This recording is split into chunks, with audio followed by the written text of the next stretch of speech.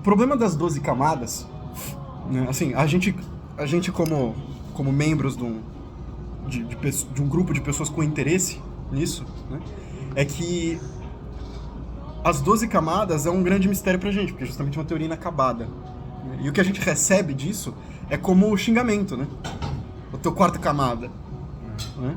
A gente recebe isso como um xingamento e muitas vezes a gente não tem esse tipo de aprofundamento. Até porque se a gente pega os cursos que fizeram a respeito disso, eles vão falar mais ou menos a mesma coisa, né? Ou o curso do Ítalo lá, que é meio mercadológico. E um dos grandes mistérios das 12 camadas é a passagem de uma camada para outra. Eu assisti o curso da formação do imaginário do Olavo, e ele não chega a exatamente dizer como é que a gente passa de uma camada para outra. O que ele diz é que é uma espécie de autopercepção, de autoconsciência. Né?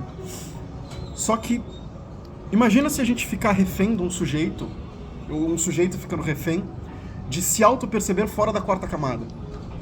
Ele que está há muito tempo naquela quarta camada, é muito difícil que ele, por uma questão de vício, de arrependimento, de fraqueza, é difícil ele aceitar que uma passagem, ou compreender, ou perceber essa passagem. Né? E a quarta camada é um problema imenso, porque os afetos nos mexem muito. Né? Digo, o homem fica besta quando ele vê uma mulher, ou um parente, muitas vezes, mexe muito com o nosso emocional, com o nosso desejo de aceitação. Né? E a passagem da quarta camada é a passagem mais difícil de todas. Porque a quarta camada em si já é uma camada de mudança significativa no homem. Né? Porque é justamente a camada em que a autorresponsabilidade do homem aparece pela primeira vez. Ou seja, que ele começa a tomar certas decisões. Né? Então levanta a questão, tá? Porque um cara de quarta camada normal, ele tá ali, no meu ver, de uns 18 a uns 21 anos ali. Uns 17, 16 aos 21 anos. Tá? Por quê? Porque ele já não tá com aquele cérebro de criança, não tá com aquela organização hormonal infantil, e ele já passou socialmente da fase de apresentação ao meio social, ou seja, ele já está inserido de certa forma. Né? Só que é um momento de extrema transição. Né? E ao mesmo tempo é um período em que ele tomar uma decisão gigante, como o que eu vou ser quando eu crescer, o que eu vou fazer da minha vida, né? É uma decisão que é muito grande para um sujeito de quarta camada tomar. Só que é justamente nesse processo de fazer o que o Olavo chamava de necrológio, é que a gente tem a mudança dessa camada. Só que aí eu pergunto, né, e aí eu levanto o grande problema, né? Um cara de quarta camada, mesmo que ele refaça isso, né, o processo de mudança da quarta para a quinta camada, ele fica meio fragilizado por essa questão, né? Então, é como se o Olavo mesmo, ele diz de certa forma que o cara de quarta camada, muitas vezes ele não percebe que ele está na quarta camada. Né? Então, o que eu queria conversar com vocês, porque justamente o Felipe, umas 2 semanas atrás, apresentou, né, as 12 camadas, né, é discutir a passagem da quarta para a quinta. E estabelecer mais ou menos uma forma que a gente usaria para passar as camadas, né?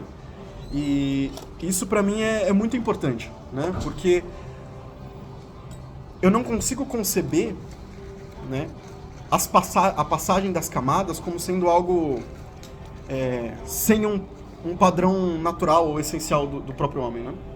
Claro, há circunstancialidade, há perspectivas e há variações, porque, claro, as vidas não são exatamente iguais, mas há algo que une isso, há uma forma, e nessa forma a gente encontra, de certa forma, aí a redundância, né? Mas a gente encontra um meio de perceber essa passagem, né? E é isso que eu queria apresentar hoje para vocês. Tá? Eu preparei um texto e eu vou ler, e ao mesmo tempo eu vou comentando, fazendo algumas adições, né? Das discussões que eu tive com o Felipe nos últimos dias, né? No último dia. Então vamos lá. A teoria das camadas de Olavo é uma psicologia evolutiva. Então você vai evoluindo, cada camada que você passa, você evolui como ser humano, você evolui a sua personalidade. Onde o caminho normal é a passagem de uma camada para outra, da inevitável primeira camada até a final santificadora 12ª. Cada camada é um extrato potencial do indivíduo que está latente por ele, pelo simples fato dele ser um humano, um homem, né? Toda camada, né, é a exigência dessas potências. Então essas potências são chamadas pelo próprio meio e pela própria necessidade interna do homem a se tornarem atos. E, na medida em que se tornam atos, muda-se a personalidade. Inteiramente. Então, o sujeito de quarta camada ele é completamente diferente do que ele foi na terceira. E o sujeito de quinta camada ele tem uma personalidade completamente diferente da que ele tinha na quarta camada. Por mais que ele se mantenha o mesmo sujeito. Com isso, muda-se a camada e a relação com as potências das outras camadas. Então não é que o sujeito de quinta camada ele deixa de evoluir na terceira, mas a perspectiva a respeito da terceira camada altera. Claro, né? Por exemplo, um idoso, a perspectiva dele sobre cognição muda completamente, porque ele está numa fase de decadência, que é a perspectiva das almas, né? E essa é a evolução dentro das 12 camadas, né? Um exemplo extremamente marcante disso, né, pelo próprio processo, é que nós nascemos para a santidade. Nós nascemos para ser santos. Mas, ou seja, nós temos a potencialidade para sermos santos a vida inteira, né? E essa capacidade ela vai se transformando. Então, uma santa criança, de certa forma, né, ela não tem a mesma experiência de santidade que, por exemplo, um São Tomás de Aquino, que viveu até os 64 anos. Entende? Então, há essa diferença, né? Ou seja, o São Tomás, ao desenvolvimento da sua personalidade, ele teve certas potências que foram exigidas dele, diferente, por exemplo, de Santa Teresinha, que, já nasceu santa, né? Então, diferente das outras psicologias evolutivas, como as de Freud e Piaget, Olavo não diz que essa evolução é condicionada pelos processos biofísicos. Ou seja, não é inteiramente essa questão química, biológica, como o Piaget e o Freud determinam, né? Mas, exceto, claro, pelas camadas de 1 a 3, tá? Que são justamente as camadas em que o Olavo determina o Piaget e a própria hereditariedade, ou seja, o DNA e o RNA, né? Mas pelas relações que o sujeito mantém entre seu extrato interior, ou seja, a autoconsciência, e o mundo e as relações que se expandem nele, né? Ou seja, a religião, as relações sociais, o poder, né? A nossa função. Isto é, aí eu cito o Olavo, esta teoria das camadas só pode ser entendida em termos de autoconsciência. E cada nova camada é um novo padrão de autoconsciência. Então, por mais que o sujeito receba mesmos estímulos e mesmas exigências sociais externas, o que muda é a relação que ele recebe dentro dele. Autoconsciência é isso que está significando, né? O sujeito de quarta camada ele tem as mesmas exigências do sujeito de sétima camada com relação ao externo, mas ele lida de forma diferente. A autoconsciência dentro desse processo é diferente, né? Então, não é relacionado ao corpo, mas a gente tem que definir o corpo, né? E nessas 4 primeiras camadas, eu particularmente gosto da perspectiva que o Juliano Marias diz sobre o corpo na Antropologia Metafísica, que é a seguinte, lá instalação corpórea. Aqui, ó, instalação corpórea. Eu vou ler para vocês. O corpo humano, por ser vivo, tem essa estrutura que chamamos vetorial. Em primeiro lugar, em seu conjunto, o corpo acontece. Então, ele acontece de qualquer forma, né? É como um projétil biológico que avança do nascimento à morte. Ou seja, processo aristotélico. Nascimento, crescimento e decaimento. Isso significa que se move numa direção e conformemente a uma trajetória específica e historicamente prevista. Não se trata apenas de duração média da vida. No homem, é mais uma expectativa vital. Ou seja, se espera que ele cresça, que ele nasça, cresça e decaia e morra, né? Conceito bem distinto. O que estatisticamente duram as vidas dos homens é coisa bem diversa do que normalmente, isto é, sem acidentes, podem esperar. Essa expectativa é a que define a trajetória e determina a sua tensão. Então o corpo humano ele é um acontecimento que tem diversos vetores. Então ele pode ir para cá, ele pode ir para cá, que são o quê? Os nossos caminhos, as nossas decisões, né? As primeiras camadas dizem respeito estritamente da relação do sujeito com o corpo. Ou seja, a primeira camada é hereditariedade, a primeira camada é astrocaracterologia, a segunda camada é hereditariedade, a terceira camada espectro cognitivo, né? Neuroquímica, neurobiologia, sendo uma astrocaracterológica, isto é, a consideração do mundo físico extraterreno em influência com a nossa personalidade, mantendo uma dependência total com a posição dos corpos com o mundo no momento do nosso nascimento. A outra, a camada da hereditariedade, que o sujeito aparece a partir da 12ª semana de vida, ou seja, a hereditariedade com a definição do sexo, eu dato desse momento em que a segunda camada aparece, né? E se define completamente após o nascimento. E eu digo isso por quê? Porque a partir da 12ª camada a gente já pode dar um nome pro bebê. Segunda semana. É 12ª semana. Já consegue dar um nome. Ah, vai ser José, vai ser Maria. Aí é uma incógnita. Mas a partir da 12ª semana a gente pode dizer, ó, é José ou é Maria. Assim, alguns passam uns dias, outros passam uns meses, mas isso não importa. A outra, a da cognição, que embora possamos pensar estritamente no desenvolvimento da inteligência e percepção, aqui parece que está intimamente ligada às questões biológicas da criança, como, por exemplo, a plasticidade do cérebro, o consumo de cafeína com o cérebro, em desenvolvimento e até em casos de desnutrição. Ele mesmo diz para nós, quando enuncia que, abre aspas, os sofrimentos da camada 3 são relativos ao processo de aprendizado, tal como um exercício que pode cansar ou irritar. O que é o cansaço e a irritação numa criança? É o excesso ou a falta de dopamina para a relação das atividades, né? Então, é essa questão, né? E aí eu sigo. A evolução nessas camadas não é necessariamente uma questão de importância filosófica, porque a nossa própria experiência vai exigir que a gente suba pelo menos até a quarta, quinta camada, né? Mas é algo inevitável e aperfeiçoável, ou seja, através da filosofia, através do estudo das próprias camadas, a gente consegue ter essa passagem mais bem dirigida, mais bem orientada, né? Agora, a partir das camadas seguintes, a partir da quarta, o meio de evolução se transforma significativamente, justamente porque esta, abre aspas, requer experiências repetidas ou alguma experiência fundamental que se torne marcante. Ou seja, há uma chave, há uma mudança. E essa mudança é palpável, é fato. E identifica com a biografia do indivíduo, ou seja, acontece na vida do sujeito.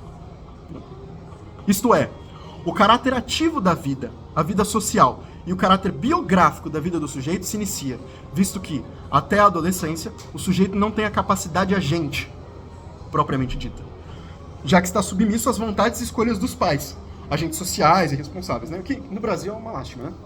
Porque muitos dos pais não têm nem consciência da camada que eles estão, né? E muito menos de autoeducação, educação clássica e por aí vai.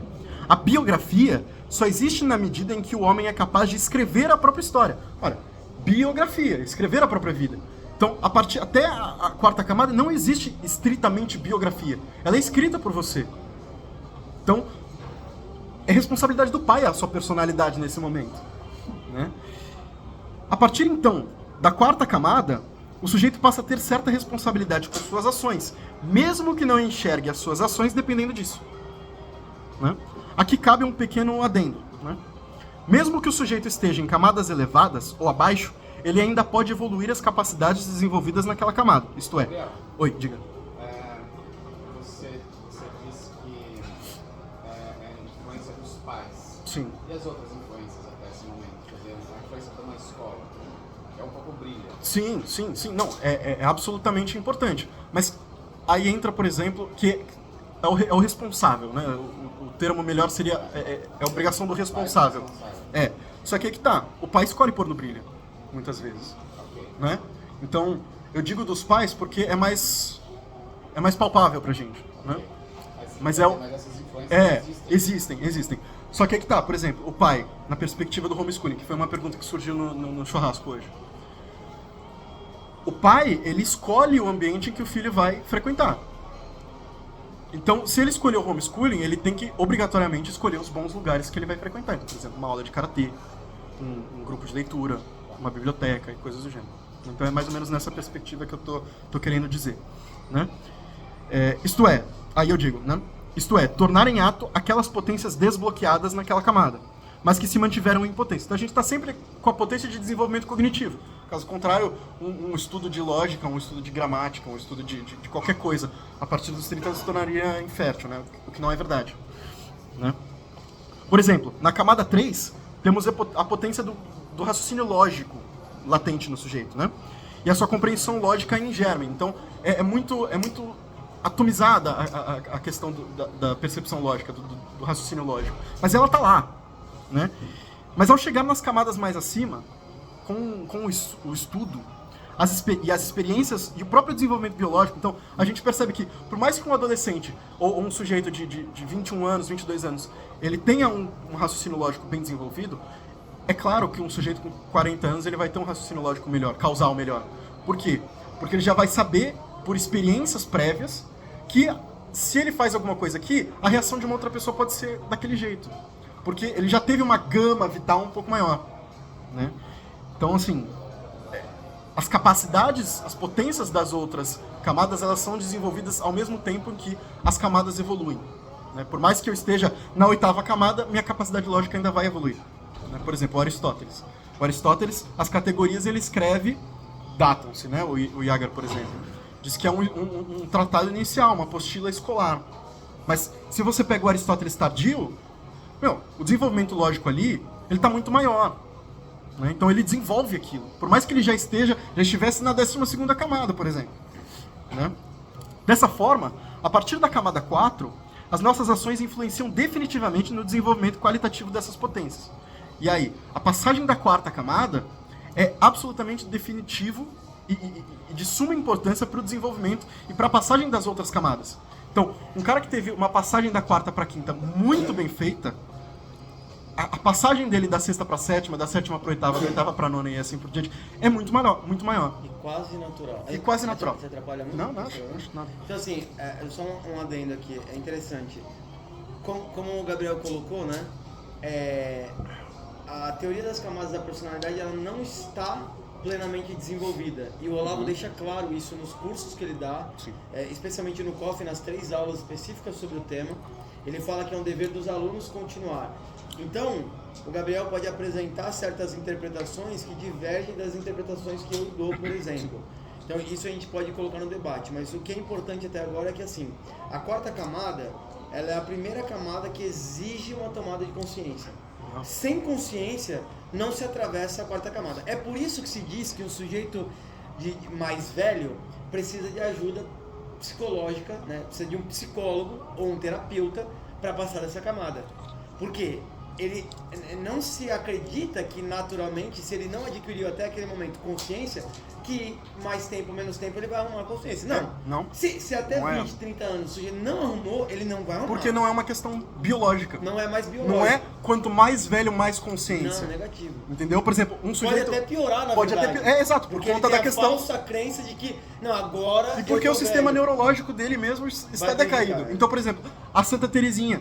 Eu gosto do exemplo da Santa Teresinha porque ela nasceu santa. Né? Um dos confessores dela, uma vez, depois da santificação dela, da fama de santificação dela, disse que ela nunca confessou um pecado grave.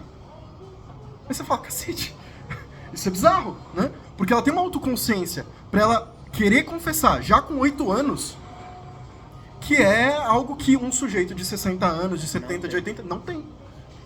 No Brasil, a cultura da confissão é muito baixa. É muito baixa. E Santa Teresinha, com 8 anos, já estava querendo confessar. Mesmo sem ter pecado. Grave, né? Então... diga. Não, o último ponto é que, assim, frisar essa importância de que se o sujeito tem um desenvolvimento da 4ª para a 5ª camada, as outras camadas vão ser mais facilmente, até a 8ª pelo menos, vencidas de certa forma, mas não que isso vai acontecer assim. Sim. Mais facilmente no sentido de que agora ele já tem uma consciência e ele pode, se quiser, atravessar as camadas. Ou seja, ele já vai receber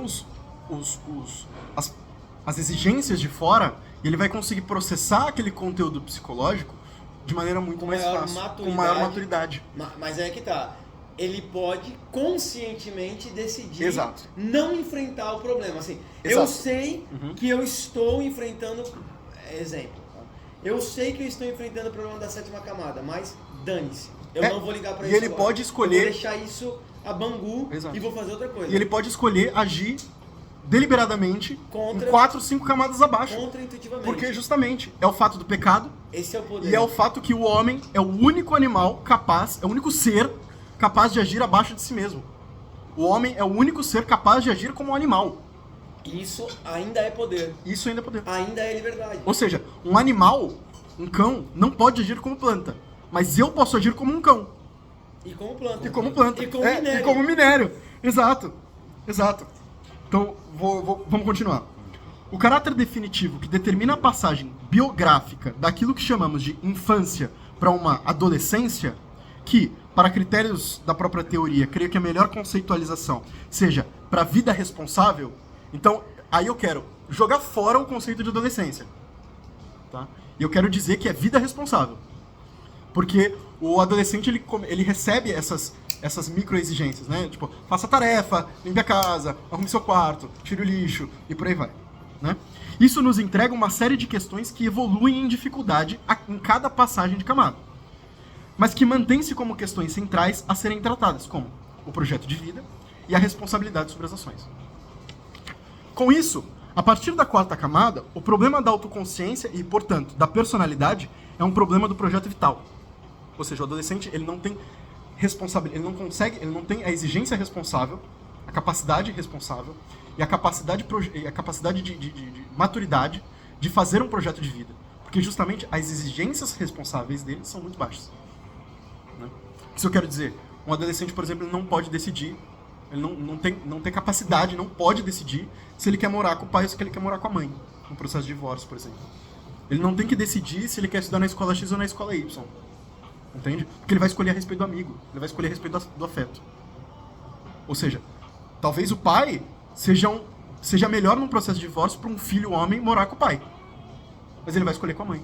Porque a mãe é carinho, porque a mãe é afeto, porque a mãe é aceitação. E aí é que tá a maior parte do erro dos pais, né? De acreditar que dando mais liberdade mais cedo para a criança que ainda não tem condições de usufruir da liberdade, vai ser melhor para ela. Exato. É dar a liberdade que é... Você vai queimar a faixa e vai acontecer a sentença de Voltaire.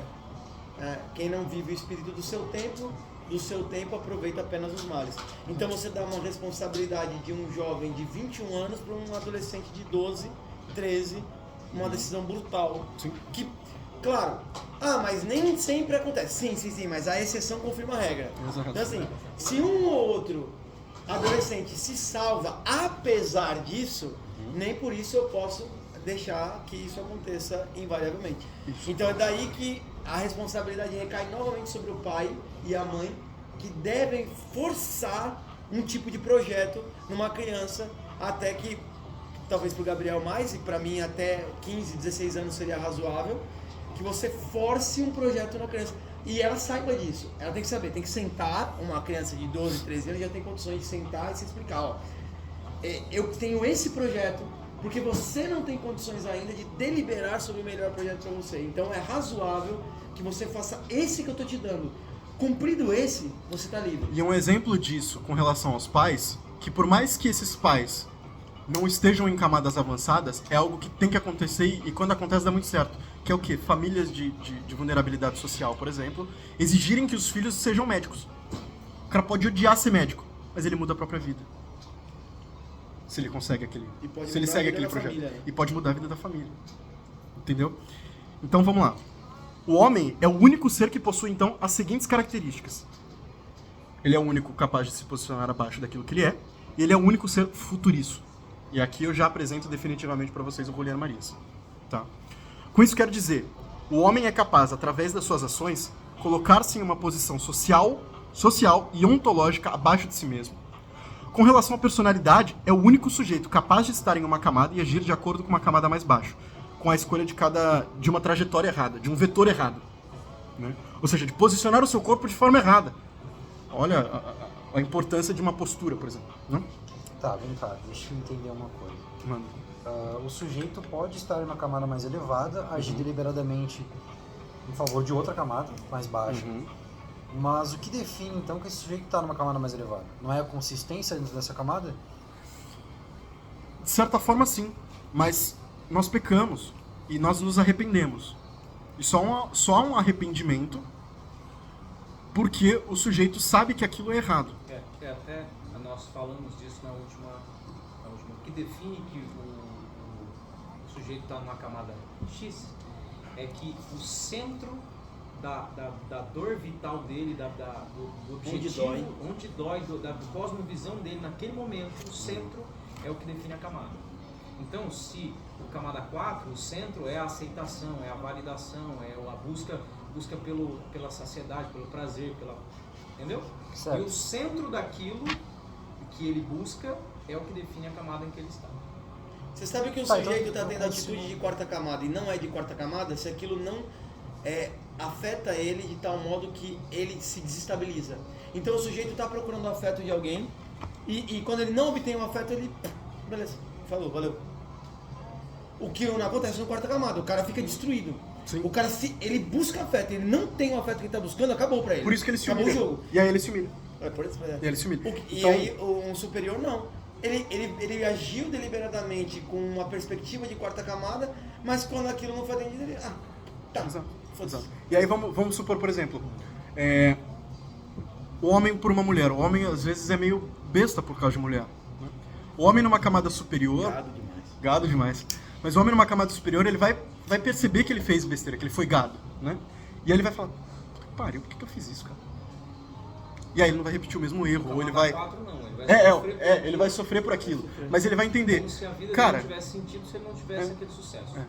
Não tem. Não tem tem. sentido. Porque ele não foi aceito. O camada no 4... que ele tava buscando. Então, agora, um sentido, um camada superior, ele vai ficar triste por aquele afeto. E ele vai perceber, putz, eu acho que eu exagerei um pouco, eu acho que eu me doei, eu acho que eu doei mais de mim mesmo por uma questão dela ser mulher e por uma questão de eu querer que ela seja minha esposa. Mas logo depois ele vai sentir um arrependimento. O fato do arrependimento é marcadamente isso, né? É ele sentir que aquela ação não corresponde com aquilo que ele conscientemente sabe que é errado. Por isso que a gente vai confessar. Mas efetivamente é explorando que o sujeito tem como o arco mais importante para a vida dele. Centro vital. E o que não existe numa análise simples, assim, eu posso falar com a camada do sativo, não, preciso conviver com ele. Sim. E ainda que seja um grande amigo agora e tenha tido alguma intimidade, o cara ficou na minha casa, a gente conviveu 2 dias quase inteiros. Não, é pouco ainda, é pouco.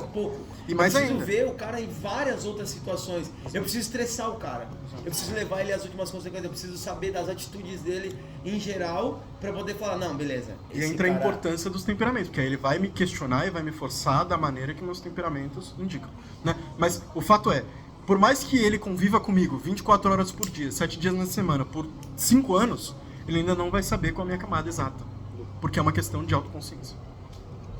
Né? Então, vamos lá. Além disso, o homem é o único capaz de fazer um projeto para sua vida. Então, a partir da 4ª camada, né, ele já começa a conseguir pensar. Então, por exemplo, o pai fala assim, não, você vai ser médico, mas beleza, ele não deve decidir se ele quer ser médico ou se ele quer fazer filosofia. Mas ele pode decidir, por exemplo, a universidade que ele quer estudar. Né, que é uma decisão que cabe nele. Né? Então, a característica... Lembrem-se do necrológio, o próprio necrológio. A primeira aula do COF, quando o Olavo cria o COF, ele está imaginando já encontrar uma sociedade, encontrar alunos de 4ª camada. E por que ele estabelece o necrológio na primeira aula? Para matar. E falar, olha... É o projeto vital, é essa capacidade futurista que vocês têm, que é a chave para vocês escaparem da 4ª camada. Ele tá deixando, ele sabe disso ali. O Olavo era organizado assim? Não, mais ou menos. Mas o COF... o COF era organizado. Não, o COF ele fez conscientemente para isso. Quanto tempo de exposição, mais ou menos, você vai? Uns 30 minutos. Tem 8 folhas. Eu acho que já não deu, vai dar já pra deu gente 30 deixar minutos. ele- Até porque eu tô esperando Não. justamente pra propor. Não, quer que a gente deixe então rolar? E depois a gente vai guardando as Pode coisas? ser. Eu vou Não, ler você que e manda, no você fim. prefere? Eu vou ler e vou anotando as questões Então e aí vamos lá. depois a gente volta no Um texto. caderninho. Isso, Tá? beleza. Então vamos lá. A característica futurista, então, é a capacidade de projetar-se para uma vida possível. Ou seja, quando o Olavo fala que o desenvolvimento e a quarta camada ela é definida pelos desenvolvimentos da terceira camada, ele está dizendo que na terceira camada forma-se a imaginação. E com a imaginação forma-se a capacidade futurista. Por mais iniciante que seja. Né? Ou seja, na quarta camada, ele consegue fazer esse projeto vital, ele consegue executar essa capacidade futurista de forma muito inicial. Mas ele já consegue. Por quê? Porque ele já está nessa responsabilidade, ele já tem que fazer isso. Não inteiramente.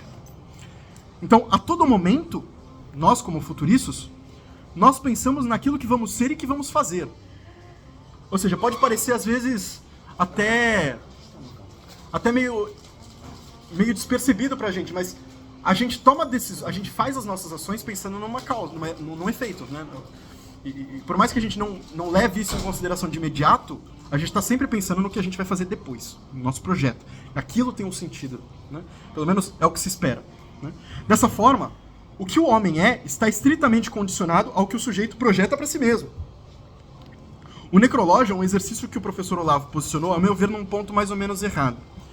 Pois como posso imaginar o meu eu futuro se não tenho as capacidades descritiva e imaginativa formadas? Né? Que é aquilo que eu falei. O problema da quarta camada do brasileiro é porque ele não teve a terceira camada. Mas Direito. o Olavo não coloca isso pra depois você fazer lá na frente. Então eu vou chegar nisso.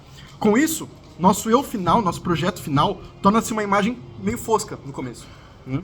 Mas isso não retira a importância do exercício. Né? Eu digo errado porque os próprios alunos do Olavo, por exemplo, o Rafael Falcon, né, ele vai dizer que a formação do imaginário, né, que aí se tornou uma espécie de fantasma da direita brasileira, né, da direita olavista, Deformação. deformação do imaginário. Né? Ela tem que vir antes, né? Do tipo, é preciso que o sujeito antes estude a literatura e leia os clássicos, depois ele começa o COF. Mas o Olavo, por uma questão de urgência do tempo, ele já coloca. O que não retira a importância, né? Porque com o desenvolvimento do COF espera-se que esse projeto vá melhorando, né? Mas pode acontecer, como acontece com muitas pessoas, que ela faz o necrológio na primeira aula e ela se frustra brutalmente, porque ela olha aquilo e fala, cara, sou um lixo, eu vou ser um lixo quando eu crescer. Né? É um lixo.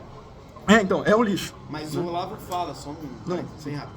O Olavo fala que a continuação e o bom aproveitamento do COF depende de uma instrução literária paralela. Por isso que praticamente toda a aula tem uma indicação de um novo romance. Se você fizer só o COF pelo COF, você vai se fuder, velho. Você vai se fuder. Você não vai assimilar quase nada. E é o que acontece. Obras ficcionais? Obra de ficção. Sim, É ficção. Exclusivamente ficção. Claro, exclusivamente ficção. porque aí você vive muitas vidas e muitas experiências. O Olavo dizia que ele tira isso de inspiração de Leibniz. Leibniz dizia que quanto mais figurinhas você tem, mais completo você é. Né? De certa forma. Então as figurinhas seriam as vidas possíveis que a ficção lhe dá, né? Nos dá. Então vamos lá. Nosso projeto final torna-se uma imagem fosca. Mas isso não retira a importância do exercício. E impõe, então, uma outra questão. Já que o temos inicialmente, o que fazer? O próprio Olavo nos responde, né?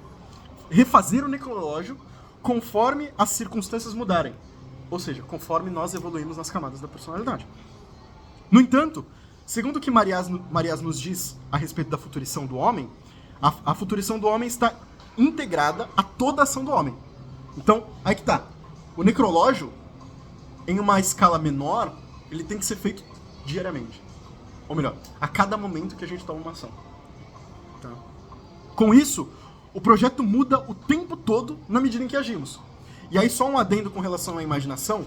O Julián Marias diz na introdução à filosofia o seguinte: imaginação é, pois, um requisito da vida, porque está no chão da nossa vida e se realiza a si mesmo. Né? A imaginação, de certa forma, se a gente pegar ela por si, ela se completa, né? Ou seja, ela se faz como uma possibilidade e não como uma atualização. Então, a imaginação não é uma atualização de nós mesmos, ou uma atualização da vida, né? Mas ela é uma apresentação das possibilidades. Ou seja, o próprio horizonte de consciência ele é expandido na medida em que a gente expande a nossa imaginação, e não estritamente as nossas experiências. Entende? Um parênteses muito rápido. Assim, o sujeito nunca vai poder imaginar ser um novo Alexandre o Grande se ele não conhece Alexandre o Grande. É esse o ponto. E se ele não Se pensar ele- em Alexandre o Grande? Se ele só não conhece, meditar sobre Alexandre se ele só conhece o Neymar, o único horizonte de consciência é o Neymar. Neymar. É a Anitta. Por isso que o cara quer ser funkeiro, por isso que o cara quer ser jogador de futebol, e esse é o Ele sonho do pode brasileiro. topar com o Alexandre o Grande que isso não fará nada, porque a experiência não gera a capacidade de projeção. Envolver linguagem. A capacidade Ah, de tá. Alemão lá que você tá falando. Ah, tá. Vai nessa linha Tá. também, não é? Mas de certa forma, o Wittgenstein tem uma certa razão nisso. Porque o Wittgenstein ele tem um certo conhecimento. O limite do nosso mundo, o limite do homem é o limite da nossa linguagem. De certa forma, o Wittgenstein tem uma razão nisso. cito isso Claro, direto aqui. as premissas do Wittgenstein nisso são lamentáveis. Tem uma Mas que você falou também, acho que era pra uma pessoa que a altura do homem, o tamanho do homem não é da sua altura, mas da sua visão. Uma coisa assim. Eu sou do tamanho do que eu vejo e não do tamanho da minha altura. Porque do alto da minha aldeia posso ver toda a civilização. É o Alberto Caeiro. o que você Mas fala? é isso, Não, é isso. a prova disso é que a experiência de todos os que conviviam com o Alexandre não formaram nenhum outro Alexandre. Sim. Então, os Batata, novos matou. Alexandres são aqueles que, em algum momento da vida, toparam com a história de Alexandre e começaram a projetar quase toda a vida em Fecha a porta exemplo, em ali, modelo de Alexandre. Então, é a demonstração. Não é a experiência que forma o futuro. É O projeto futuro. O Gui ia falar também. Então, algumas perguntas. E eu não sei se vale a pena a gente começar a divagar. Deixa eu seguir direto e vai anotando. Quer anotar? Vai anotando. É um papel melhor. Então vamos lá. Então, nós temos dois estados de futurição. Nosso estado futurista, eles são dois, tá? Eles se dividem em dois, uma escala maior e uma escala menor. O que é? O projeto e a ação cotidiana. Né? Ambos se correlacionam e sem entender o primeiro, ou seja, sem entender, né, o projeto final, sem entender que eu preciso de um projeto final, as nossas ações cotidianas perdem sentido. Né? Mas antes da gente voltar nesse assunto, eu queria dar uma pausa pra gente conceituar o que é vida. Porque, no fundo, o que a gente tá falando aqui é da vida do sujeito, da vida do homem. Né? Então vamos lá. Para Ortega y Gasset, a vida é o problema fundamental de toda a filosofia. Para ele, o idealismo prende o homem dentro dele mesmo, ignorando a própria realidade. Ele diz no comentário dele a Kant que, comentando a experiência dele com Kant, que ele finalmente, quando ele saiu da Alemanha, ele conseguiu sair das jaulas kantianas. Olha que poético, né, de certa forma. E o vitalismo reduz o ser humano ao próprio sentimento, ignorando o problema real, que é a própria vida. A vida para o vitalista não é a vida como fato biológico, mas é como sentimento, como afecções. O vitalista é o quarta camada, né? Vitalista? É o Nietzsche. Nietzsche, isso aqui é um exemplo claro. E o que ele chama de realismo, que na verdade pro Ortega y Gasset é uma empiria cética, né, que é um Hume da vida, coisifica o homem. Porque o homem passa a ser o seu aparato sensitivo. Ou seja, o homem, pro Hume, ele de certa forma é os olhos, os ouvidos e o tato dele. É só o joguete das É o circunstâncias. joguete. Exato. Todos eles partem de fatos segundos. Ou a mente, ou o corpo, ou os sentidos. Né? E Ortega nos diz que antes de todos esses fatos, né, há um fato singular, individual e inevitável. Um radicalismo, que é a própria vida. Né? Primeiro, primeiro, pois, precisa-se de um ser vivente para que possamos ter um corpo vivo, como o nosso. Sentidos, ou seja, a gente precisa de um corpo, e esse corpo precisa de vida para que o corpo tenha sentido. Porque não adiantaria somente um corpo sem a própria vida. Né? Seríamos mineral, seríamos vegetal. Né? Então precisa ter vida. Ele é singular porque é único do homem. Não há nenhum ser que tenha o mesmo nível de vital que o homem. Né? Ou seja, se a gente olha para Porfírio, não há na árvore de Porfírio, eu não me lembro agora como é que ele chama, né? Mas nas espécies, entre as espécies, né? Uma que tenha a mesma potencialidade e vitalidade que o homem. Né? Claro, além de Deus. Né? Mas esse não entra na discussão. E é individual porque eu não posso compartilhar minha vida com ninguém. Né? Isto é, a vida é uma solidão. E o Ortega fala isso. E que por ser solidão, ela é radical. Né? E mais ainda, tudo o que fazemos só nos compete. Só nós podemos agir por nossa própria vida. Então, a conceitualização do Ortega de vida é justamente essa ideia que o Olavo traz nas camadas de que é sua própria ação. Né? É você que realiza, é você que muda, né? As suas próprias, você que evolui na camada. Né? Então, se vocês leram os textos que eu passei para vocês a respeito da segunda lição da lição de metafísica do Ortega, vocês vão entender mais profundamente isso, né? Mas façamos, então, antes um trabalho imaginativo, né? Vamos imaginar um sujeito que toda a sua vida não decide, não toma ação e não tem personalidade alguma, não tem autenticidade nenhuma, não tem diferença. Né? É um sujeito que tem a vida como um mineral. É um autômato. É um autômato. É o velho mecanicismo que o Descartes cai, de certa forma. Né? Qual forma desse sujeito seria? Assim, como ele não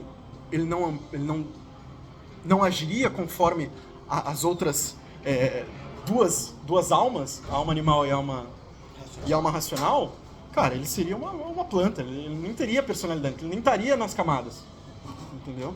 Ou ele seria um vegetal e agiria somente conforme o seu temperamento. Ele seria o seu temperamento. Só que ele seria o seu temperamento abstrato. Mas aí a automação não regrediria as camadas do sujeito? Não, mas ele não teria passado para regredir. Não, mas eu falo assim, um sujeito desenvolvido. Tá. Que tome as atitudes com base Então, nisso. não tem como. Então, Só dá pra imaginar esse sujeito imaginativamente. A realidade, isso não existe. Porque a camada, ela é a sua relação com o mundo real. Sim. E você não A pode IA não também reagir. não afeta isso. Você pode, como no caso, cometer pecado com o uso excessivo da IA. Porque aí você abdica das suas potências, você se abdica da sua humanidade. Você escolhe ficar naquela camada. Mas a IA te faz incorrer igual um cara que só quer viver de festa, balada e... entendi. É a decisão de se manter na mesma camada. Eu sei que eu posso mais, mas eu decido não Mas fazer. esse sujeito aí tá na quarta, porque De certa forma, sim. É um desenvolvimento normal. É um desenvolvimento não inevitável. Tem como. A menos se você tem algum problema mental, que é o que o Olavo fala, na apostila tá lá isso, né? Se o sujeito tem algum problema mental, ele pode parar na terceira. Mas o desenvolvimento normal, até a quarta, você é empurrado pela vida. Não tem como você não tá lá. Mas é por isso que a maioria para na quarta. Porque a partir do momento que você precisa de uma consciência, você não tem. Aí você fica preso no que dá, no que a vida te empurrou. Deixa a vida me levar. E aí o que o Ortega diria desse cara é que ele vive num estado de plena desorientação. Ele não vai saber pra onde ir. Ele não sabe nada, não conhece nada, não planeja e não é. Ele não é. Uma máquina não é, de certa forma. Né? Porque ela não age por si mesma. Né? Ortega dirá então que nossa vida é um eterno quehacer, em espanhol. Que eu gosto da tradução como a fazer. Né? Pois estamos a todo momento obrigados a fazer algo, a tomar alguma decisão. Mas nós não somos o centro do mundo e as coisas acontecem ao nosso redor. Né?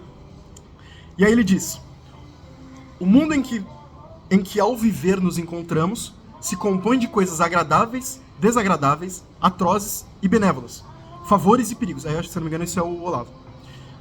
O importante não é que as coisas sejam ou não corpos, mas que nos afetam, nos interessam, nos acariciam, nos ameaçam ou nos atormentam. Então, não importa, né? Elas nos afetam e nós temos que fazer algo. Né?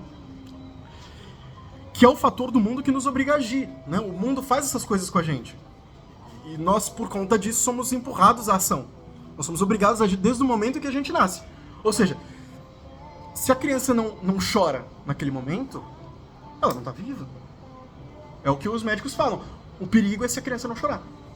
Porque a criança não está não teve aquele encontro direto com o mundo. Então, quando uma criança nasce e não chora, quando ela sai do ventre da mãe e não chora, é um desespero. Né? Ou seja, nos obriga a agir, e essa obrigação é o fato da nossa circunstância, né? Que é característica nossa, da nossa vida. Né? E aí o Ortega nos diz, viver, aí ele nos diz no Lições de Metafísica, viver é o que fazemos e o que nos acontece, desde pensar ou sonhar ou nos comovermos, até investir na bolsa, ou ganhar batalhas. Mas eu necessito que vocês se deem conta de que isso não é uma brincadeira, mas uma verdade tão óbvia quanto inquestionável e radical. A vida é sempre um agora, né? E consiste no que se é. O passado de sua vida e o futuro da mesma só tem realidade no agora. Ou seja, o seu projeto só tem realidade se você está agindo no cotidiano. É aquilo que eu falei. O nosso projeto, o futuro, ele dá sentido para a nossa ação cotidiana. Então, assim, tem uma interna, uma relação. Né? Graças a vocês recordarem agora o seu passado ou anteciparem agora o seu porvir, é que vocês têm esse presente. Nesse sentido, a vida é pura atualidade. É pontual. É um ponto. É o presente. Que contém todo o nosso passado e todo o nosso porvir. Então, no seu presente está o seu projeto. Em você. Naquelas suas ações. Porque você é um que fazer. Você é um a fazer. Né? Então, você está fazendo aquele projeto. A vida para Ortega é uma presença composta pelo nosso passado, pela nossa ação ou escolha e o nosso projeto. Somos obrigados a agir a todo momento. Isso já está claro para nós, né? Mas vejamos, há sempre um intervalo entre a ação que tomamos agora e a que tomamos depois. Esse é o momento de desorientação característico e inevitável que só não embarca no que Ortega chamará de naufrágio se o nosso caráter futurista for bem orientado. Então a gente só não naufraga se a gente tiver um projeto bem definido. Não? Se cada ação nossa é, como Marias chamará, uma trajetória que tomamos, cada rumo, então, cada trajetória é um vetor, e isso tudo deve estar direcionado para o seu projeto. Então, na medida que você estabelece seu projeto, se o seu vetor, se a sua trajetória que você está tomando vai contra esse projeto, eu garanto, é neurose ou psicose, é psicopatologia. Então, se formos verificar a principal característica de um sujeito depressivo, verificaremos que é a falta de um projeto futuro. Ele não consegue se ver adiante. Por isso que o cara se mata. Porque ele fala, olha, eu não vejo amanhã pra mim. Né? Do caráter futurista, então, do nosso projeto, as nossas ações ganham sentido. Aqui eu faço duas citações importantes do Marias, do mundo pessoal. Tá? E eu vou ler daqui que fica mais fácil para não ter que pegar, né? As trajetórias... Aí, página 126, para quem for ver depois. As trajetórias abrem caminho no mundo que se deixa penetrar e percorrer. Como o homem é projetivo, tem propósitos, imagina e antecipa o que vai fazer e ser, e as resistências ou facilidades que o mundo lhe apresenta, para ele e o mundo tem, ou vai adquirindo, certa dose de transparência, sempre limitada. Agora eu vou ler a 127. Na 127 ele diz: a vida humana é futurista, orientada ou projetada para o futuro, o que inclui a possibilidade e a irrealidade em sua própria contextura. O eu, à medida que vou vivendo, vou deixando de sê-lo estritamente. E vou passando a fazer parte das circunstâncias. Você vai deixando sua marca no mundo, de certa forma. Né? O eu atual e projetivo, vejo o eu pretérito como uma possibilidade. Ou, ao contrário, como a obturação de uma possibilidade. A pessoa que eu sou é constituída por aquilo que fui nesse nível pessoal, conforme aquilo que poderíamos chamar de periferia da vida. Aquilo que poderíamos chamar de periferia da vida vai passando e se transformando em circunstância. As experiências radicais, que é aquelas experiências que só nós podemos ter, por exemplo, uma dor de dente, né? Vão se acumulando como elementos constitutivos da pessoa desde a qual se vive e se projeta. Há uma estranha conservação de certas porções do passado, que não passam, mas que sobrevivem, no núcleo mesmo desde o qual se vive. Então, as nossas experiências do passado, elas vão entrando na nossa vida e constituindo o núcleo mais vital que nós podemos ter. Por exemplo, um dia eu sofri um acidente. Cara, se o cara num dia desse sofre um acidente porque ele bebeu demais, aquilo entra no núcleo vital dele e ele se torna, de certa forma, aquele trauma, da maneira que ele não agirá mais daquela maneira. Então, um cara que dirige uma noite, sai com a namorada e bate o carro e mata a mulher, esse cara nunca mais vai beber e dirigir ao mesmo tempo. Né? Se a experiência realmente for significativa, substancial. Né? Com isso, entendemos que o nosso passado e o nosso futuro são de suma importância para nós, na medida em que tomamos nossas trajetórias. Então, essas experiências do passado, né? Elas definem, de certa forma, as trajetórias que nós vamos tomar. Porque, como Ortega diz no O Homem e os Outros, o nosso passado gravita sobre nós. Tá? Nosso projeto e as nossas experiências radicais, que seriam aquelas que são absolutamente únicas, como a perda de alguém, um grande amor, um acidente, até aquela condição hereditária, a condição hereditária é o nosso passado. Por exemplo, uma mãe que está grávida e ela bebe na gravidez e o filho sofre as consequências do desenvolvimento num corpo embriagado, aquilo é parte do passado dela, independente ou não, né? Fundamentam que nós somos. Então essas experiências fundamentam nós, por mais que nós muitas vezes não tenhamos responsabilidade sobre esses atos, né? Essa é a nossa vida, as características dela, e é isso que se transforma em nós a partir da quarta camada. Então isso torna-se presente para nós, como responsabilidade, como lide com isso. Irmão, lida com isso, porque agora isso é tua vida. A criança, quando ela nasce sem um braço, ela tem que lidar com isso, mas é um lidar adaptativo. Agora o cara tem que lidar com isso porque ele está enfrentando o mundo dessa maneira. Antes o mundo está cerceado, administrado e projetado para ele pelos próprios pais, pelos próprios responsáveis. Mas na medida em que ele chega na quarta camada, por exemplo, o cara sem braço ele sofre bullying na escola. Né? Até a adolescência, ele não ter braço estava meio projetado, estava meio arrumado pelos pais. Ó, meu filho não tem braço, ou melhor, meu filho é autista, ele precisa de certas adaptações e tal, e aí o jardim de infância, o ensino fundamental 1 ali vai organizar e projetar aquele universo para ele. Mas a partir da quarta camada, não. A partir da quarta camada, irmão, é tua responsabilidade. Você tem que estudar. Lide com isso. Ache seus meios. Ou dê seus pulos. É claro, virão circunstâncias que o ajudarão, por exemplo, um remédio, coisa do gênero. Né? Mas, sigamos. Essas características, então, do nosso passado, nossa característica vital da nossa vida, passam a ter concretude. E as nossas ações passam a depender de nós mesmos.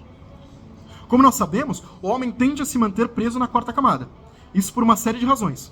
Na quarta camada, temos o desenvolvimento daquilo que Freud chama de caráter, que é, segundo o seu artigo de 1908, que chama Caráter e Erotismo Anal. Oh, Freud aí.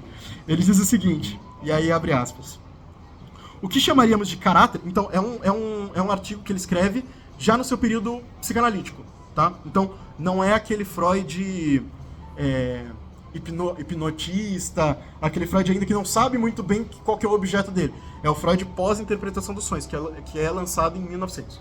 Tá? Então ele já tem aquela estrutura da psique bem determinada, né? Pensada. O que depois, se vocês quiserem procurar, os especialistas chamam de primeira tópica. Tá? Ele diz, o que chamamos de caráter de um homem é construído em grande parte com o material de excitações sexuais e compõe-se de pulsões fixadas desde a infância, de outras adquiridas através da sublimação e de construções destinadas a suprimir impulsos perversos reconhecidos como inúteis. Fecha aspas. Traduzindo, né? É a nossa relação com os nossos instintos, sentimentos e desejos. Ora, o que o Freud diz a respeito da infância? O complexo edípico, por exemplo, né? Nessa camada, então, a baliza é o quanto ele acha que os outros devem dispor de esforços emocionais, físicos e temporais para satisfazer seus desejos, impulsos e sentimentos. Então, o que o Freud diz? Que, na medida em que os pais dispõem da realização dos desejos do filho, esses impulsos, essas pulsões são fixadas nele, né? São postas no inconsciente dele. Então, quando ele diz sexuais, não é necessariamente sexo. A criança não pensa estritamente em sexo, o Freud vai falar. Mas é por desejo. O sexo dele é desejo. Tá? Então, é o desejo pelo leite, é o desejo pela atenção. É punhetação mental. Não, só não que necessariamente, é que na verdade faltava linguagem pro Freud. Aí também. O termo específico filosófico é a concupiscência. Só que ele mantém esse conceito. É que Freud observa de um ponto de vista evolutivo. Isso sim. é o ponto final da evolução. Sim.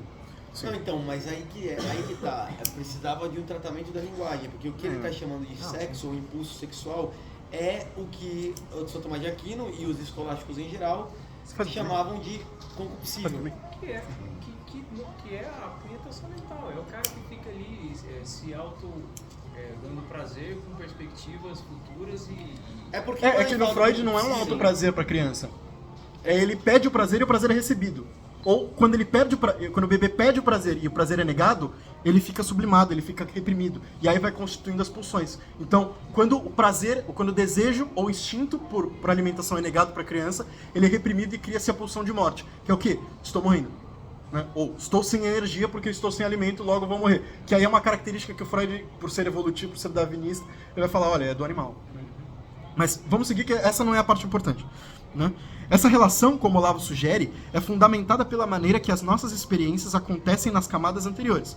Por exemplo, na terceira camada temos a constituição da linguagem, o que significa que se ela for mal desenvolvida, a expressão dos desejos da quarta camada sofrerão um trauma. Com isso, gerando uma dissonância entre as necessidades reais do indivíduo e as necessidades alegadas, que ele vai chamar de necessidades virtuais, que é o quê? O cara, ele acha que ele deseja um negócio e ele fala isso, quando na realidade o desejo dele é outro, só que por uma questão de linguagem ele não sabe pedir isso. Porque, claro, a quarta camada, quando a gente diz ela, não é que o sujeito não deva pedir ou não deva se importar com o desejo, com a aprovação dos outros, com os afetos, mas é que isso é o centro da vida dele, que é um centro, de certa forma, falso, porque ele não consegue expressar isso exatamente. Então ele está pedindo o desejo, ele está pedindo a aceitação, só que não é estritamente uma atenção como um sujeito de quinta... ou como uma necessidade que nós realmente precisamos. Nós não necessitamos estritamente do amor do outro. Isso não é uma necessidade nossa. É fundamental. Né? Então, a partir disso, desse problema, né, o Olavo sugere que só se resolve com psicoterapia. Né? E um comportamento clássico da quarta camada, então, é ele achar que não faz algo por uma série de pessoas contra ele. Né? Que é o quê? Não me dão alimento, então estão contra mim. Que é um comportamento de quarta camada. Né? O outro, né, ele é achar que as pessoas deveriam dispor dessa saúde mental para ele. Então, da saúde mental delas, da energia psíquica delas para nos satisfazer. Do tempo delas, né? Da própria decisão, que elas deveriam decidir por nós. Né? Aí eu cito o Olavo. Nesta camada, o indivíduo se coloca como alguém muito especial, que tem direito a praticamente tudo. Se a demanda de afeto continua pela vida fora, isso significa que a camada não foi resolvida. Se o problema se localiza na esfera da carência afetiva infantil, há necessidade de psicoterapia. Esse é um sujeito de quarta camada. Um sujeito preso nela vê a realidade apenas sob o aspecto desse caráter freudiano, que é um vitalismo nietzschiano, né, no fundo da questão, né? O Freud, de certa forma, ele nega isso, tá? Porque ele tem um pouco de ódio contra os filósofos. A passagem para a camada seguinte é árdua, mas é para ser um caminho normal se compreendemos o que definimos como vida anteriormente. Então, se a gente entender exatamente o que chamamos de vida, nós vamos entender, de certa forma, a passagem. A quinta camada, então, associada por Olavo como a adolescência, que hoje poderíamos datar, então, né, aí eu dato a quarta camada ali, mas sobre o Olavo, no Olavo, a gente poderia dizer que é entre os 18 e 21 anos, mas eu digo que é mais ou menos por aí. É quando o indivíduo compreende aí citando Olavo, que é autônomo, que deve resolver seus problemas sozinhos. Ele percebe que não basta ser amado, que precisa desenvolver então seu poder pessoal, testagem. Qual o meu limite? Isto é, ele percebe o caráter individual, intransferível e agente da vida, aquilo que a gente disse anteriormente, que é a vida. Uma camada integrativa, mas que para passar depende do entendimento de que o mais importante para o indivíduo já não é se sentir amado, mas sim conseguir algo com suas próprias forças. Então, para passar, né, de uma camada para outra, ele precisa então, isso aí o Olavo dizendo, que ele precisa sentir que ele tem que conseguir algo com suas próprias forças. Mas lembremos do que dissemos. A vida é um a fazer. A todo momento o homem tem que escolher o que fazer. E para aceitar isso demanda um princípio de maturidade, que é o que se apresenta na quinta camada. Pois dizer que a todo momento temos que agir significa também dizer que a todo momento estamos inseguros do que podemos fazer e do que acontecerá para que o nosso processo se conclua. Né? E aí o Marias diz, na página 41. Tá? E aqui eu vou pegar porque... Né?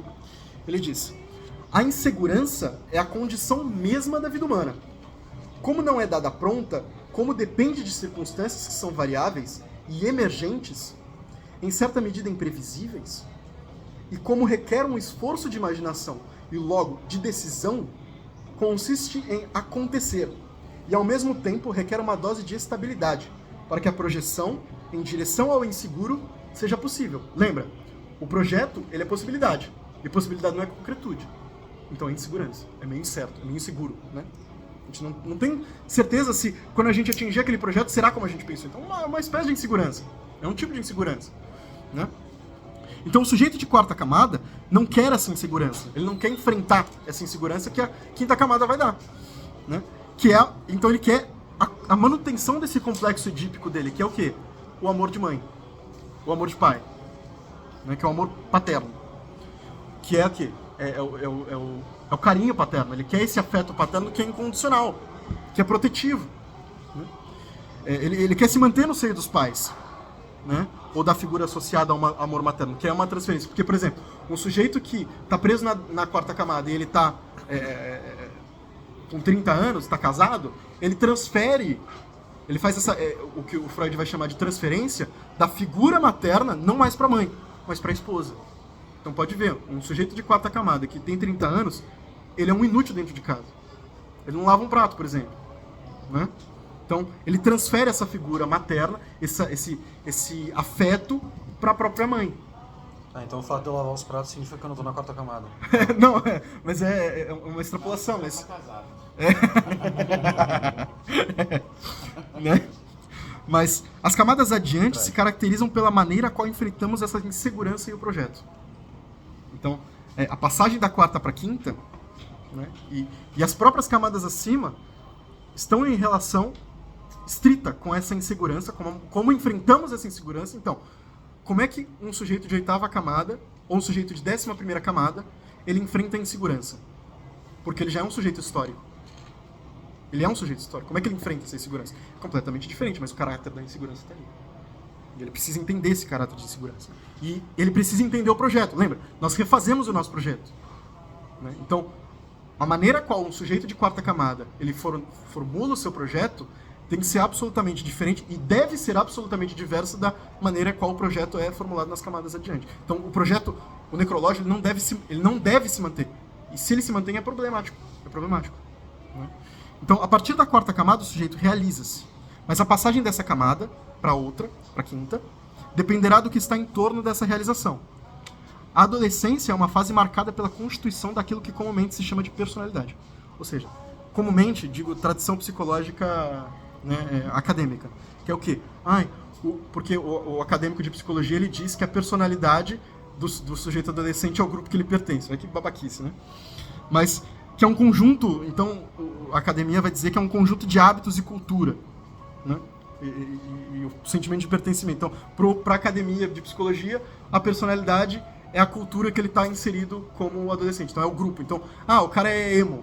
A personalidade dele é emo, não é eu, né? Então, o Ortega diz depois, e aí eu busco, né, centralizar essa frase para nós agora, que agora ela vai fazer sentido, que ele diz: eu sou eu e minhas circunstâncias. E se não salvo ela, não me salvo eu. O indivíduo, para chegar à quinta camada, deve entender isso. Que ele é um indivíduo que possui uma vida e uma circunstância. Que é o conjunto daquilo que lhe acontece no mundo. O passado, os sentimentos dos outros, é a última, tá? As coisas, os acontecimentos, tudo aquilo que compõe a vida social. As nossas ações e a nossa biografia. Né? E mais importante, né, o nosso projeto. Tá? Sempre batendo na tecla do projeto. Né? E aí, quando se chega na adolescência, o sujeito ganha a capacidade de transformar algo hífen lógico em algo lógico, que para o Ortega é a transformação cultural, né? Que é nesse movimento em que a cultura se forma, né? Que é a passagem de algo sem sentido para algo com sentido, né? Então, assim, ele diz: conexão, unidade, assim todo individual, imediato e circunstancial parece casual e desprovido de significação. Então, aquilo que para um sujeito que participa de um grupo, ele é uma unidade, ele é conectado, ele é individual, ele é imediato e circunstancial daquele indivíduo, para nós parece meio sem causa, sem sentido. Mas na medida em que eu tenho essa capacidade e eu me insiro nesse grupo, isso que antes para mim era ilógico passa a ser lógico. Passa a ter sentido para mim. Né? O que ele quer dizer é que, observando de fora, aquele logos carece de sentido para nós. Né? É por isso que na adolescência os gostos são definitivamente criados. Então na adolescência a gente tem alguns gostos que são criados e se mantêm ao longo de toda a nossa vida. Né? Então assim, é aí que determina a diferença dos gostos, né? Então, peraí que eu me perdi. O sujeito começa, o gosto e a identidade social daquele sujeito começa a surgir na própria adolescência, né? E por mais que se transforme no completo oposto em 30 anos, então um cara que é emo vira 30 anos depois um cara que trabalha no mundo corporativo, né? Mantém-se a unidade daquela pessoa, ele é aquele mesmo indivíduo, né? Só que transformou-se aquele fato que era presente para ele em um passado, né? Ainda em unidade como eu, né? Só que com uma característica diferente. Isso pois, né? O adolescente tem a capacidade do ato cultural, tal qual o sujeito adulto. Então, na mesma medida em que o sujeito pode transformar algo ilógico em lógico, ele pode transformar então algo lógico também em ilógico, né? Ele pode, um sujeito de 30 anos, ele pode olhar para aquilo e falar, cara, o que eu fazia não tinha sentido, né? E disso ele muda a própria cultura, né? Então, qual que é a característica gritante entre a quarta e a quinta camada? Na quarta, a baliza do sujeito é a aprovação e o suprimento de seus desejos. E a quinta é a criação por suas próprias forças da sua circunstância, de si mesmo, da sua autoconsciência. Ali ele tem, mas é criada, aqui eu quero dizer no sentido de, é fundamentada, ganha substância, tá? Em meio ao social, então, o sujeito, ao invés de pautar-se nas reações e disposições dos outros, como era na quarta camada, agora passa a constituir o que o Rogério Marias vai chamar de usos sociais, né? Que ele começa então a construir aquilo que o Olavo chama de eu social e eu biográfico, tá? Pois aí citando o Marias, os usos sociais dão a parcela de segurança que é necessária para a convivência e a projeção de cada vida. Lembra que eu falei que a nossa vida é insegurança? São as pautas de conduta com as quais o indivíduo se depara, que exercem pressão sobre ele, não apenas no sentido negativo, como limitação, mas também como aberturas de vias para uma ação. Ou seja, na passagem da quarta para a quinta, o sujeito começa a instalar-se socialmente, como aquele indivíduo específico, como aquele sujeito que age daquele jeito e que faz da sociedade aquilo para ele, né? Que tem sobre ele aquelas questões sociais, ou seja, que ele é aqueles problemas que aparecem socialmente para ele, né? Que tem tais comportamentos individuais, que age por si mesmo, que tem X ou Y como projeto. Então, a identificação com o projeto em meio ao uso social começa na quinta camada. Daquilo tudo que se passou em sua vida e o que ela é. Ele faz aquilo que Ortega declara como o destino concreto do homem, a reabsorção da circunstância. Então, a quinta camada é a camada em que o sujeito pega a sua circunstância, que até a quarta camada é inevitável, ele pega aquilo, ele absorve ela, reabsorve e transforma. Ou seja, ele faz daquele meio, daquela circunstância, um uso para ele. Ele tira uso daquelas coisas. Então, as coisas que compõem, por mais materiais e simples que sejam, passam a ter uma função para ele. Não passam só mais a ser coisas que estão aí, independente da minha ação, inevitavelmente. O indivíduo se mantém na quarta camada, pois não deseja enfrentar o mundo, transformá-lo e instalar os seus usos na sociedade. Não deseja a insegurança e muito menos encarar-se como um eu circunstancial. A chave para passar de uma camada a outra é esta. É a reabsorção da circunstância. É o projeto. Da quarta até a sexta se dá mais ou menos dessa maneira, né? Para as outras, aí eu digo que o esquema se mantém porque nós começamos a enfrentar esses problemas da insegurança, do projeto, da reabsorção da circunstância, com graus diferentes, né? E com isso, é preciso entender, então, efetivamente o que é vida, né? Que é aquilo que nós dissemos. Então é preciso que o sujeito entenda isso e vá, então, aprofundando nesse conceito, né? E as implicações desse conceito de vida, né? Então, a passagem da quarta para a quinta e adiante exige uma força vital criadora diante da insegurança. Exige que sua tentação daquele projeto constituído pela passagem da terceira para a quarta, diante de toda a questão social, individual e afetiva, que leva, então, o sujeito da quarta para a quinta, é um bom projeto e um ato criador. Ou seja, entender isso, ter um bom projeto, ter a capacidade criativa, entender que essa criação depende de si, né? E com isso, só com um grande projeto, e só com esse entendimento dessa vida, mesmo que germinal, né? Então, e esse ato criador que sustente a vida. Então, é preciso que na adolescência, na quarta camada, o sujeito consiga construir suficiente circunstância para que esses usos dele deem certa segurança para que ele possa testar a sua própria força. Isso só vem com uma trajetória bem indicada, que só vem, portanto, com um projeto bem indicado, bem orientado. Então, qual que foi a minha chave? Né? O que eu imaginei? Né? Que essa passagem problemática da quarta para a quinta, né? Ou seja, a solução para esse problema da autoconsciência do brasileiro é, então, a falta de um projeto bem definido, né? E dessa, de certa forma, desse ato criador no momento da reabsorção da circunstância, para constituir esse mínimo de segurança necessário para enfrentar essa insegurança. É mais ou menos isso. Ou seja, para escapar desse complexo edípico. Tá. Então, era mais ou menos isso que eu queria apresentar para vocês hoje. Então, bom, vamos perguntar. Né?